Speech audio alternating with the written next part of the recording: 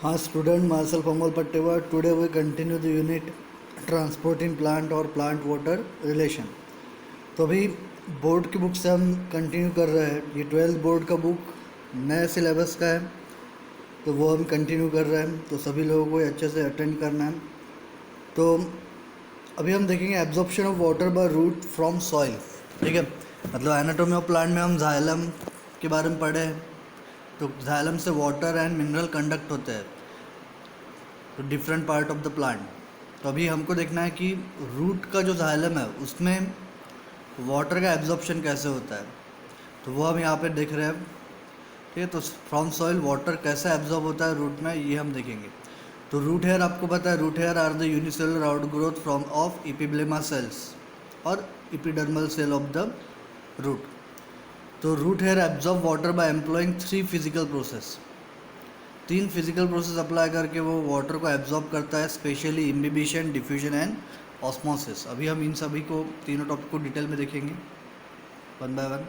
सबसे पहला अभी है बोला है इम्बिबिशन। तो imbibition is a swelling up of hydrophilic colloid due to absorption of water. तो इम्बिबिशन यानी क्या कि हाइड्रोफिलिक जो कोलॉइड है वो स्वेल हो due to absorption of water, उसको हम बोलेंगे इम्बिबिशन। ये इम्बिबिशन आपने रेनी सीजन में देखा होगा कि रेनी सीजन में जब रेनफॉल होता है तो उस रेनफॉल के ड्यूरेशन में आप देखते हो कि डोअर्स जो रहते हैं, बहुत सारे वुडन डोअर, वो मॉइस्चर एब्जॉर्ब करके स्वेल हो जाते हैं। ठीक है, विंडोज़ के जो डोअर्स है या मेन जो ये रहेंगे तो वो स्वेल हो जाते हैं, और स्वेल होने की वजह से फिर उनका क्लोजिंग एंड ओपनिंग हमारे लिए डिफ़िकल्ट हो जाता है। क्यों स्वेल होते हैं? तो वो एटमॉस्फेयर से जो मॉइस्चर है उसको। Then kneading of flour. Kneading of flour मतलब जो व्हीट फ्लोर है, जो आटा रहता है व्हीट का, उस आटे को भूनने के लिए, उसका डो बनाने के लिए चपातीस बनाते हैं, उसमें वाटर ऐड करके उसका डो बनाते हैं चपातीस बनाने के लिए या बेकरी में ब्रेड बनाने के लिए। तो नीडिंग ऑफ फ्लोर जो है उसके लिए भी इम्बिबिशन की प्रोसेस से रिस्पॉन्सिबल है। समझ रहे हो आप बात?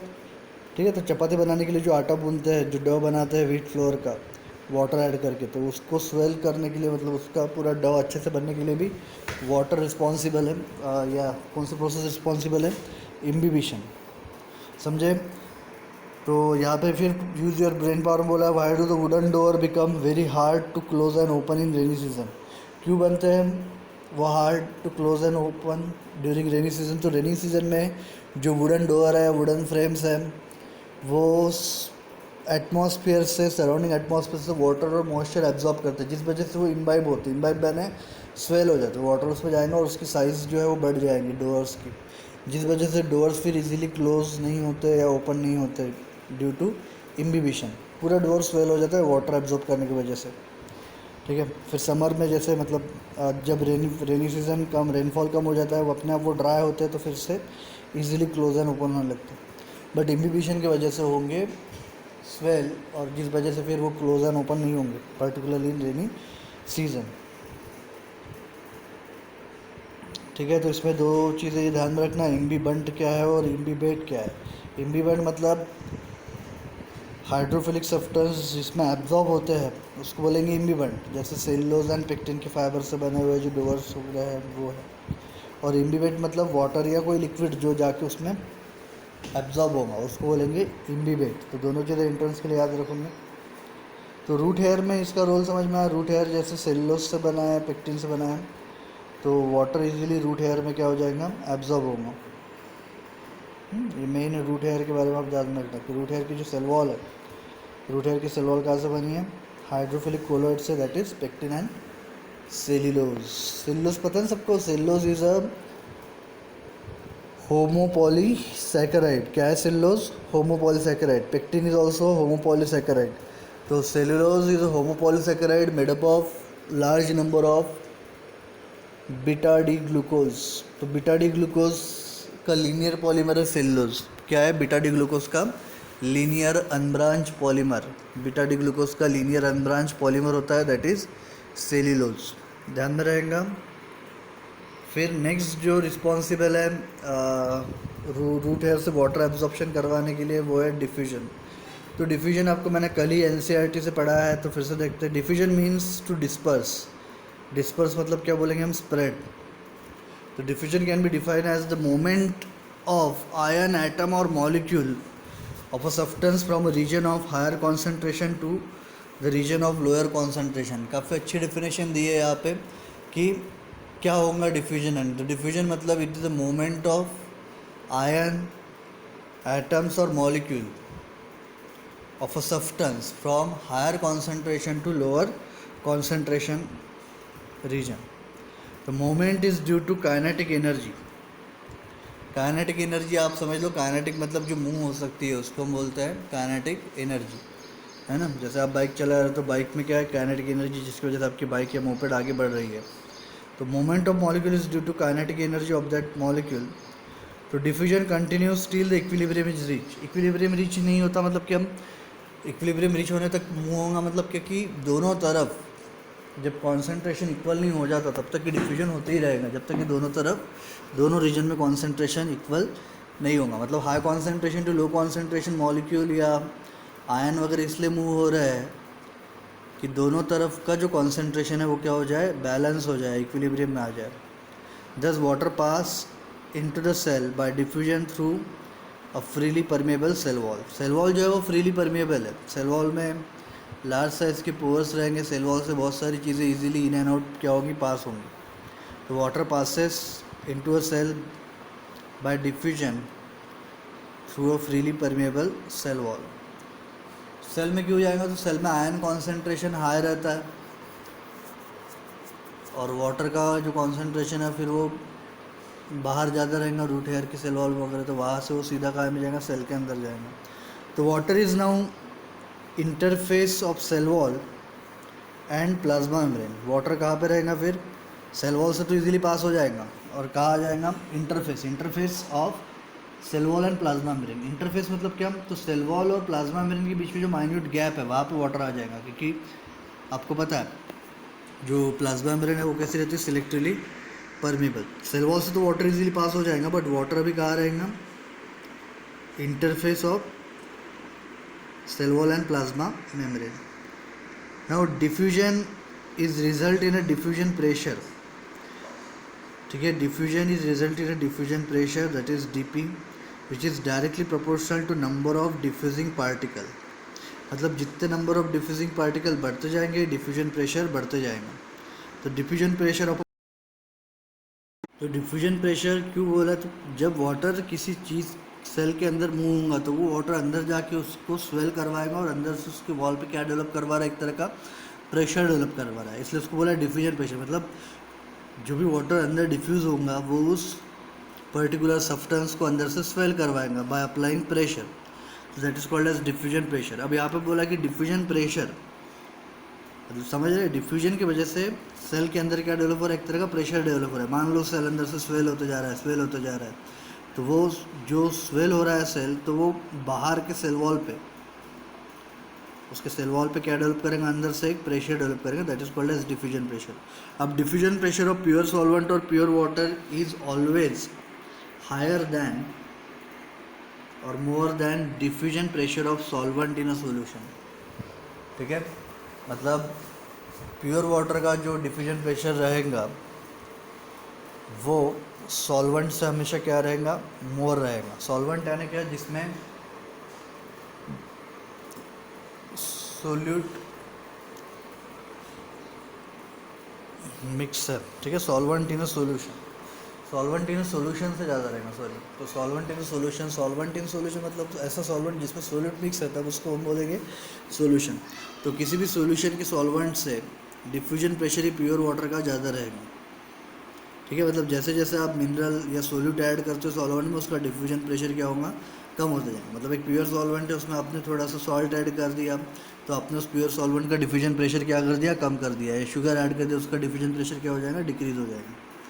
तो difference in diffusion pressure of pure solvent, difference ये ध्यान में रखना, difference in diffusion pressure of pure solvent and solvent in a solution is called as diffusion pressure deficit और suction pressure. The term was coined by Meyer. ठीक है, BS Meyer. Nowadays उस diffusion pressure deficit के लिए कौन सा term use होता है, water potential is use for DPD। तो क्या है DPD, it is the difference between diffusion pressure of pure solvent or water and diffusion pressure of solvent in a solution. Solvent in a solution समझ रहे हो ना, ऐसा solvent जिसमें solute dissolve है. तो solute जैसे आप dissolve करते हो solvent में, उसका diffusion pressure कम हो जाएगा. और इस डिफरेंस को हम बोलेंगे डिफ्यूजन प्रेशर डिफिसिट. क्या बोलेंगे? डिफ्यूजन प्रेशर डेफिसिट और suction pressure. The term was coined by B.S. Meyer and nowadays उसके लिए कौन सी टर्म यूज़ हो रही है? Water potential. तो वाटर पोटेंशियल DPD ये दोनों क्या है? सेम ही है. तो in colloquial language the term DPD is actually, मतलब अगर हम रिलेट करना चाहे उसको, तो DPD is a thirst of a cell for water. ठीक है, प्यास मतलब सेल कितना वाटर एब्जॉर्ब करेंगे आप, सेल की वाटर के लिए थर्स्ट कितनी है. आई थिंक ये अगर वर्ड आप याद रखते हो कि DPD और वाटर पोटेंशियल मतलब थर्स्ट, उसकी जो प्यास रहेंगी वाटर के लिए कि कितना वाटर उसने लेना चाहिए अंदर, उसको बोलेंगे DPD. मतलब मैं अगर बोलता हूँ किसी सेल की DPD ज़्यादा है, DPD ज़्यादा है मतलब उसकी वाटर एब्जॉर्प्शन के लिए जो थर्स्ट है वो ज़्यादा है, उसमें ज़्यादा वाटर क्या होगा? एब्जॉर्ब होगा. ठीक है, किसी सेल का DPD कम है मतलब उसको वो उतना वाटर एब्जॉर्ब नहीं करेंगे, उसकी वाटर के लिए थर्स्ट कम है. समझे? तो एक कोलिक्वल लैंग्वेज में हम DPD मतलब एक रिलेटेड लैंग्वेज में DPD को हम क्या बोलेंगे? Thirst of a cell with which water absorb from the surrounding. मतलब वो ऐसी थर्स्ट जिससे वो वाटर सराउंडिंग से क्या करेंगे? वो सेल एब्जॉर्ब करेगा, उसको हम बोलेंगे DPD. और वाटर पोटेंशियल, तो water around the cell has more diffusion pressure than cell sap. अगर ऐसी कंडीशन रही कि वाटर अराउंड द सेल मतलब सेल के आजू बाजू में जो वाटर है उसका DPD ज़्यादा रहेगा than the cell sap. Cell sap मतलब सेल के अंदर जो साइटोप्लाज्म रहता है, मिनरल्स है, उसको हम बोलेंगे सेल सैप्स. ठीक है, तो due to this water move into the cell by diffusion. तो जिस वजह से क्या होगा? फिर वाटर मूव होगा into the cell by diffusion. मतलब सराउंडिंग से जो वाटर है वो सीधा सेल के अंदर मूव होगा, क्योंकि सेल के अंदर जो सेल सैप है उसका डिफ्यूजन प्रेशर कम है. आपको मैंने बताया ना, जो मोमेंट है वो हमेशा कैसा हो रहा है? High concentration to low concentration. तो DPD भी ऐसे ही मूव होगा, मतलब DPD की वजह से वाटर भी ऐसे मूव होगा from higher DPD to lower DPD. ठीक है, तो diffusion pressure is a significant in plant in absorption of water, mineral and conduction of water against the gravity. तो डिफ्यूजन का सिग्निफिकेंट रोल है वाटर को एब्जॉर्प्शन करवाने के लिए, मिनरल का एब्जॉर्प्शन करवाने के लिए, and conduction of water against the gravity. Exchange of gases है ना, प्लांट में गैसेस का जो एक्सचेंज है उसका मेन जो मोड है, जो मीन है, वो है diffusion. Then transport and distribution of food, उसके लिए भी कौन रिस्पॉन्सिबल है? डिफ्यूजन ही रिस्पॉन्सिबल है. देखो यहाँ पे ये डायग्राम दी है, तो यहाँ पे water molecule outside the cell ज़्यादा है प्लाज्मा मेम्ब्रेन. ठीक है, प्लाज्मा मेम्ब्रेन के बाहर outside the cell water molecule concentration ज़्यादा है. Water selective pores that is aquaporin, जैसे हमने देखा था मेम्ब्रेन में 8 टाइप के एक्वापोरिन रहते हैं. तो यहाँ पे आप देख रहे हो ये एक्वापोरिन है, स्पेशलाइज प्रोटीन है, जिससे क्या होगा? वाटर पास होगा. क्योंकि जो प्लाज्मा मेम्ब्रेन है फॉस्फोलिपिड बायलेयर, तो मेम्ब्रेन बायलेयर जो है वो लिपिड से बनी है, तो वहाँ से वाटर मॉलिक्यूल पास होंगे high concentration to low concentration, but थोड़ा सा स्लो पास होंगे, विद डिफ़िकल्टी पास होंगे. इसलिए फिर वाटर को पास करने के लिए अलग से मेम्ब्रेन में क्या है? वाटर सेलेक्टिव पोर्स है, दैट इज एक्वापोरिन है, जिससे वाटर मॉलिक्यूल इजीली पास होंगे. तो आप देख रहे हो outside the cell high concentration है वाटर का, एंड साइटोप्लाज्म में क्या है? Low concentration. तो अक्रॉस द मेम्ब्रेन वाटर क्या होगा? डिफ्यूज होगा. ठीक है, high DPD to low DPD, मतलब साइटोप्लाज्म में DPD कम है, आउटसाइड द सेल DPD ज़्यादा है. अब यहाँ पे देखो एक्टिविटी जो बोली है वो हम डिस्कस कर लेते हैं. Try this at your home बोला है. क्या बोला आपको? Take 10 ml pure water in a suitable glass vessel and put 2 to 3 raisin in it. Raisin यानी मनुक्का का. ठीक है, उसमें ऐड करो. Observe the changes in raisin since a time you put them in a water till they become fully swollen, that is turgid. And why did the raisin become turgid? तो turgid होने का reason है imbibition, है ना. वो resin क्या होगा? Resin में जो सेलुलोज फाइबर है उन्होंने वाटर को एब्जॉर्ब किया, and that resin get imbibe और स्वोलन. ठीक है, तो यहाँ पे इसका आंसर ऑलरेडी इम्बिबिशन में देखिए लास्ट में, है ना, ये ऊपर यूज योर ब्रेन पावर के ऊपर वो लाइन पढ़ो, वाटर उसमें सोक हो जाएगा। देन दूसरा बोला है take 10 ml pure water and add 5 gram of either sugar और सॉल्ट इन इट। तो अगर आपने वाटर में शुगर और सॉल्ट ऐड कर दिया 5 ग्राम, ठीक है, and let dissolve it and then put some turgid resin in it. जो टर्जिड रेजिन मतलब जो रेजिन पहले स्वेल हो गए थे, टर्जिड का मतलब क्या, स्वेल, तो जो रेजिन पहले स्वेल हो गए थे प्योर वाटर में ऐड करने की वजह से, अब उस टर्जिड रेजिन को क्या में ऐड करो बोला है, ऐसे वाटर में 10 ml प्योर वाटर में जिसमें आपने ऑलरेडी क्या ऐड किया है, 5 ग्राम शुगर और सॉल्ट ऐड किया है। ठीक है, तो what change did you occur in resin and why. तो जब आप ऐसा करोगे तो दूसरे इसमें क्या होने वाला है, बी में जो रेजिन है वो श्रिंक होंगे, दे बिकम फ्लैसिड, और उसका वाटर बाहर चले जाएंगे। क्योंकि एक कंसेप्ट याद रखो, भी मैं जो बता रहा हूँ आपको, water always move from low solute concentration to high solute concentration. Water का जो मोमेंट होता है वो कैसे होता है, low solute concentration to high solute concentration. इसके लिए नया कंसेप्ट हमारे पास है, दैट इज ऑस्मोसिस। ठीक है, अक्रॉस द मेम्ब्रेन। तो अब जब हमने 5 ग्राम सॉल्ट या सोल्यूट ऐड किया है, तो अब सोल्यूट कॉन्सेंट्रेशन रेजिन के बाहर जो वाटर है उसमें ज़्यादा हो गया दैन द टर्जिड रेजिन। तो टर्जिड रेजिन का जो वाटर है अब कहाँ आएगा, बाहर आ जाएगा, तो जिस वजह से वो टर्जिड रेजिन क्या होंगे, स्वेल हो, श्रिंक होंगे, सिकुड़ जाएंगे, श्रिंक होंगे, क्या होंगे, श्रिंक होंगे, बी वाले कंसेप्ट में। ये आप इसमें भी देखे हो, जैसे पिकल्स बनाते, अचार आपने देखा होगा, अचार या पिकल बनाते समय क्या करते हैं, उसमें मैंगो या लेमन के काफ़ी सारे कटिंग ऐड करते हैं छोटे छोटे, फिर उसमें जैगरी, शुगर सिरप, सॉल्ट, वो थोड़ा बहुत ऐड कर देते हैं, शुगर, सॉल्ट, जैगरी, और इनिशियल उसमें कोई जूस नहीं रहता है। जब उसको 15 to 30 डेज जब रखते हैं या और थोड़ा, तो कुछ देर बाद आप देखते हो कि उसमें काफ़ी सारा जूस आ गया, और जो लेमन और मैंगो की कटिंग थे जो पहले लार्ज साइज़ के थे वो अब श्रिंक होके सिकुड़ गए, छोटे हो गए।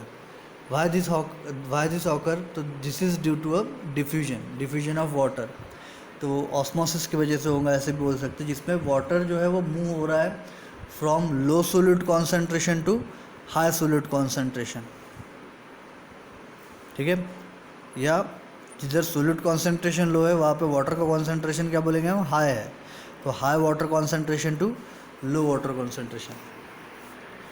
ठीक है, समझिए, आप बात समझ रहे हो, मतलब सोल्यूट का कॉन्सेंट्रेशन कम है मतलब वाटर का कॉन्सेंट्रेशन हाई है, सोल्यूट का कॉन्सेंट्रेशन कम है मतलब वाटर का कॉन्सेंट्रेशन हाई है।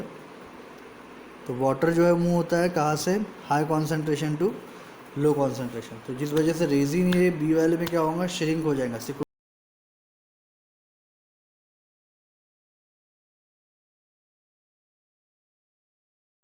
तो यहाँ पे भी नेक्स्ट जो पार्ट देख रहे हैं आप, यूज़ योर ब्रेन पावर। तो यहाँ पे जस्ट 2 एग्जांपल दिए, आपको ध्यान में रखना है। When you burn an essence stick in one corner of the room, ठीक है, अगर आप एक एसेंस स्ट्रिक रूम के कॉर्नर में बर्न करते हो तो इट्स फ्रेगरेंस, उसका जो स्मेल है, उसका जो फ्रेगरेंस है वो स्प्रेड होता है all over the room in A short time. And how डिज it happen, तो कैसे होता है, सिंपली डिफ्यूजन से होता है, मतलब वहाँ से जो फ्यूम्स निकल रहे हैं, वो जो फ्रेगरेंस निकल रहा है वो हाई कॉन्सेंट्रेशन है और रूम में उसका कॉन्सेंट्रेशन लो रहेगा, तो सिंपली वो पूरे रूम के एटमॉस्फेयर के एयर में क्या होगा, डिफ्यूज़ हो जाएगा।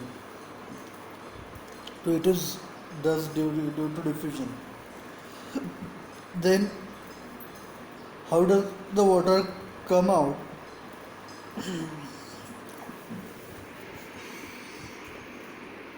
Through porous surface of earthen pot. Earthen pot मतलब जैसे आप समर शुरू है, समर में आपको पता है सभी लोग हम मिट्टी के बने हुए पॉट्स यूज़ करते हैं वाटर को कूल करने के लिए, है ना। तो एक तो रेफ्रिजरेटर या फिर मटके यूज़ करते हैं अर्थन पॉट्स। तो अर्थन पॉट्स से आपने देखा होगा उसको छोटे छोटे पोर्स रहते हैं और हमेशा नीचे से फिर drop by drop water trickle होते रहता है। तो अर्थन पॉट में स्मॉल पोर्स रहते हैं, उस स्मॉल पोर से क्या हो रहा है, कैपिलरी पोर से वाटर धीरे धीरे बाहर क्या हो रहा है, डिफ्यूज़ हो रहा है, high concentration to low concentration. वैसे भी एटमॉस्फेयर में वाटर कम है, और अर्थन पॉट के अंदर जो वाटर हमने फिलअप किया होता है, तो वो अर्थन पॉट में छोटे छोटे कैपिलरी पोर्स रहते हैं, उससे वो वाटर बाहर आता है और फिर drop by drop trickle out होता है, या एयर उसको लगने की वजह से वेपराइज होता है, समझे। तो उसके लिए भी कौन सी प्रोसेस रिस्पॉन्सिबल है, दोनों के लिए डिफ्यूजन। ओके, फिर अभी नेक्स्ट टॉपिक जो हमको देखना है दैट इज ऑस्मोसिस। तो it's a process by which water enter into the cytoplasm of root hair cell. Osmosis ऐसी प्रोसेस है जिससे वाटर रूट हेयर सेल के साइटोप्लाज्म में एंटर होगा। तो osmosis a special type of diffusion, देखा जाए तो ऑस्मोसिस एक स्पेशल टाइप का डिफ्यूजन है of a solvent through a semi permeable membrane या फिर सिलेक्टिव मेम्ब्रेन, ठीक है। तो cytoplasm of root hair cell contain mineral, sugar etcetera. Root hair के सेल्स में साइटोप्लाज्म जो रहेगा उसमें क्या रहेगा, शुगर एंड मिनरल रहेंगे, मतलब सोल्यूट कॉन्सेंट्रेशन उसके साइटोप्लाज्म में ज़्यादा रहेगा। In other words, solution inside the cell is more concentrated, that is stronger than outside the cell. मतलब आउटसाइड द सेल सोल्यूट या सॉल्यूशन की कॉन्सेंट्रेशन कम है, और इधर साइटोप्लाज्म में सोल्यूट या सॉल्यूशन की कॉन्सेंट्रेशन ज़्यादा है। Therefore solvent from weaker solution enter into cytoplasm, that is into stronger solution. इसके पहले जो मैंने आपको कॉन्सेप्ट समझाया ना वाटर, वो पिकल वाला एग्जांपल देके आप वही समझ लो। तो अब सोल्यूट कॉन्सेंट्रेशन सेल के साइटोप्लाज्म में ज़्यादा है, या सॉल्यूशन का कॉन्सेंट्रेशन सेल के साइटोप्लाज्म में ज़्यादा है देन आउटसाइड द सेल, तो इस वजह से वाटर कहाँ मूव होगा, हमेशा टुवर्ड्स हाई सोल्यूट कॉन्सेंट्रेशन और towards higher solution concentration. Therefore, solvent from weaker solution enter into cytoplasm of a cell through a semi-permeable membrane. This migration of solvent is called as osmosis. Osmosis की definition में आपको बताऊँ तो it is a movement of water from high concentration to low concentration across a semi-permeable membrane. यहाँ पे याद रखेंगे, मतलब यहाँ पे टर्म आना ज़रूरी है, across a semi-permeable membrane. High concentration of water to low concentration of water. आप समझ रहे हो, हाई कॉन्सेंट्रेशन वाटर मतलब लो सोल्यूट और सोल्यूशन कॉन्सेंट्रेशन, ठीक है। तो वहाँ से वो माइग्रेट होंगे। This water at interface of cell wall and plasma membrane. Interface मतलब क्या बोला है, सेल वॉल और प्लाज्मा मेम्ब्रेन की जो गैप रहती है उसको बोलेंगे इंटरफेस। वहाँ का वाटर क्या में एंटर होगा, into cytoplasm of root hair cell due to osmosis. तो ऑस्मोसिस की वजह से फिर रूट हेयर के साइटोप्लाज्म में क्या हो रहा है, वाटर एंटर हो रहा है।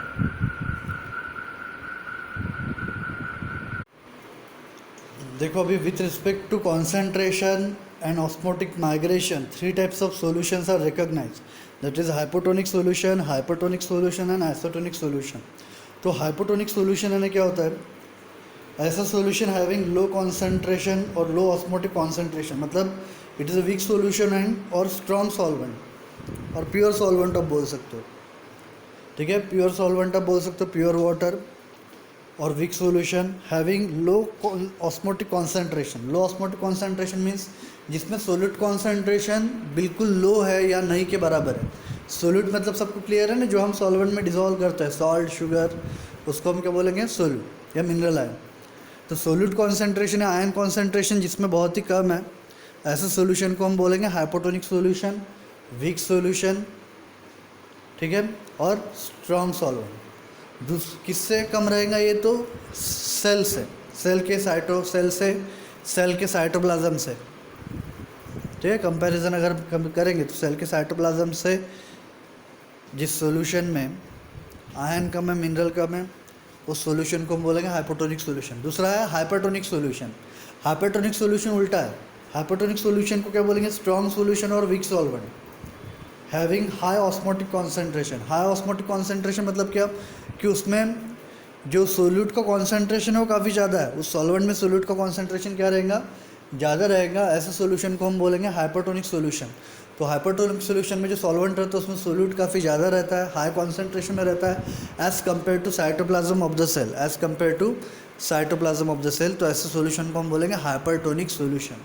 और थर्ड है आइसोटोनिक सोल्यूशन। तो आइसो मतलब क्या होता है, सेम। है ना, having such a concentration of solution where neither gain और loss of water in osmotic system takes place. मतलब ऐसा कॉन्सेंट्रेशन जिसमें फिर वाटर का नाइदर गेन और लॉस होगा, ठीक है। In other word the concentration outside and inside the cell become same. ये काफ़ी बेस्ट है लास्ट वाला, कि ऐसा सॉल्यूशन जिसका सोल्यूट कॉन्सेंट्रेशन सेल के अंदर और सेल के बाहर, मतलब उसमें दोनों में क्या रहेगा, सेम रहेगा। तो जिसकी वजह से वाटर ना तो सेल के अंदर रहेगा ना ही सेल से बाहर जाएगा, ठीक है। अब osmosis is of two type, exosmosis and endosmosis, ठीक है। ऑस्मोसिस की डेफिनेशन आपको क्लियर होगी, मैंने क्या बताया था। Osmosis is the movement of water, osmosis is the movement of water और solvent from high concentration to low concentration across a selectively permeable membrane और semi permeable membrane, ठीक है। तो एक्सोऑस्मोसिस की हम बात करेंगे तो exosmosis is the migration of solvent from the cell outside. मतलब सेल से सॉल्वेंट अगर बाहर जा रहा है या वाटर अगर सेल से बाहर जा रहा है तो उसको हम बोलेंगे एक्सोऑस्मोसिस। एक्सोऑस्मोसिस कब दिखेगा आपको, जब सेल को आप कहाँ प्लेस करोगे, जब सेल को आप हाइपरटोनिक सॉल्यूशन में प्लेस करोगे तो आपको एक्सोऑस्मोसिस दिखेगा, क्योंकि सेल को आप हाइपरटोनिक सॉल्यूशन में ऐड कर रहे हो। तो हाइपरटोनिक सॉल्यूशन में सेल के अंदर से आयन कॉन्सेंट्रेशन जितना है उससे ज़्यादा आयन कॉन्सेंट्रेशन सेल के बाहर रहेगा। एज ए रिजल्ट सेल के अंदर का जो वाटर है, सॉल्वेंट है, वो बाहर हाइपरटोनिक सॉल्यूशन में मूव होगा और सेल क्या होंगे, श्रिंक होंगे। तो हम बोलेंगे बाहर जा रहा है मतलब श्रिंक हो रहा है, मतलब क्या, सेल बिकम फ्लैसिड। तो it causes flaccidity of cell, that is shrinking of the cell. देखो लिखा है ना एक्सोऑस्मोसिस में। तो it is a migration of solvent from cell outside. तो सॉल्वेंट मतलब यहाँ पे वाटर पकड़ो आप, ठीक है। And causes flaccidity of the cell, that is shrinking of the cell. दूसरा है एंडोऑस्मोसिस। एंडोऑस्मोसिस में क्या बोला है, it is a migration of solvent into the cell. इसमें जो सॉल्वेंट है वो बाहर से सेल में मूव होगा, सेल के अंदर मूव होगा। तो ये एंडोऑस्मोसिस जो है, ये एंडोऑस्मोसिस कब दिखेंगे आपको, जब आप सेल को पुट करोगे हाइपोटोनिक सॉल्यूशन में। सेल को अगर मैं हाइपोटोनिक सॉल्यूशन में पुट करता हूँ तो सेल के साइटोप्लाज्म से सोल्यूट कॉन्सेंट्रेशन बाहर कम है प्योर सॉल्वेंट में, हाइपोटोनिक सॉल्यूशन में, जिस वजह से हाइपोटोनिक सॉल्यूशन का वाटर जो है वो सेल के इनसाइड मूव होगा। एज ए रिजल्ट सेल जो है वो क्या होगा, स्वेल होगा, टर्जिड बनेगा। टर्जिड मतलब क्या, स्वेल होगा। देखो, तो it causes turgidity of cell, that is cytoplasm become turgid. Turgid मतलब क्या, स्वेल। मतलब बाहर जो हाइपोटोनिक सॉल्यूशन है उसका वाटर सेल के अंदर मूव होगा तो हम बोलेंगे एंडोऑस्मोसिस हो रहा है, क्योंकि सेल को आपने कहाँ में पुट किया है, हाइपोटोनिक सॉल्यूशन, यानी प्योर सॉल्वेंट, प्योर वाटर, जिसमें कोई सोल्यूट नहीं है। साइटोप्लाज्म में तो सोल्यूट रहता है, साइटोप्लाज्म आयन है, मिनरल है, तो उसके तरफ फिर वो वाटर अंदर सेल के अंदर मूव होगा बाहर से, अगर हमने हाइपोटोनिक सॉल्यूशन लिया तो। Then cytoplasm become turgid. Turgidity increases turgor pressure of the cell. Turgor pressure मतलब क्या, तो जो वाटर सेल के अंदर जा रहा है वो अंदर से सेल को स्वेल कर रहा है। तो सेल का साइटोप्लाज्म है, प्रोटोप्लाज्म स्वेल हो रहा है। तो जो प्रोटोप्लाज्म स्वेल हो रहा है वो जो वॉल है सेल की उसके ऊपर क्या कर रहा है, प्रेशर क्रिएट कर रहा है। आपको पता है वॉल जो रहती है वो रिजिड रहती है, तो वो रिजिड वॉल के ऊपर एक तरह से अंदर से क्या करेंगे, प्रेशर क्रिएट करेंगे, उसको हम बोलेंगे टर्जर प्रेशर। तो turgor pressure is exerted by the turgid cell sap. Cell sap पता है ना आपको, जो साइटोप्लाज्म है उसको हम क्या बोलेंगे, cell sap on the cell membrane and cell wall. तो जो सेल सैप है, सेल के अंदर का जो साइटोप्लाज्म है या जो भी चीज़ है वो सारी स्वेल हो रही है वाटर के एब्जॉर्प्शन की वजह से। तो अब वो वाटर के मेम्ब्रेन पे और वॉल पे क्या क्रिएट करेंगे, प्रेशर क्रिएट करेंगे। That pressure is called as turgor pressure. In a fully turgid cell DPD zero, ये एंट्रेंस के लिए याद रखना है। एक फुल्ली टर्जिड सेल का जो डीपीडी रहेगा वो क्या रहेगा, ज़ीरो रहेगा। उसकी जो वाटर के लिए जो थर्स्ट रहेगी, डीपीडी यानी क्या, थर्स्ट फॉर वाटर, और उसको आप वाटर पोटेंशियल बोल सकते हो।